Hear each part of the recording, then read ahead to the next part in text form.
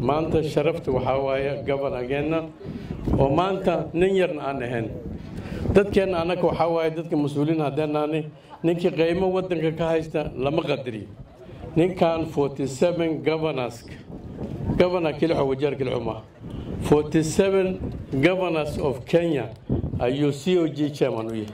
marka ninkan ma fudud yahay war ma fudud yahay marka waxaa la yiri nin walba talkiisa kama jira culamo dalkiisa kama jira horta ninkan inaan ka jada kale aad u mahad marka walaalayaalow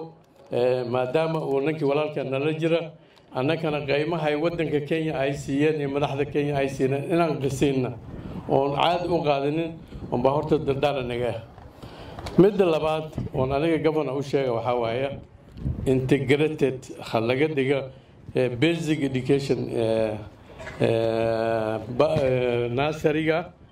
iyo basic iyo islaamka la isku daro so that adigaan ugu horeeyay wasiir oo culamo during 2013 ayaa ka dhigay wasiir oo ka dhigay county government ka dhigay wasiir culamada u istaagan iyo xagga diinta tiideed waxay inaad ku taageertay through the county assembly and the speaker inaad u marisiin aan uga dhigna the basic nursery-ga iyo early childhood-ka iyo diinta integrated inaan ka dhigna asagana ay dadweynaha ugu faa'iidayaan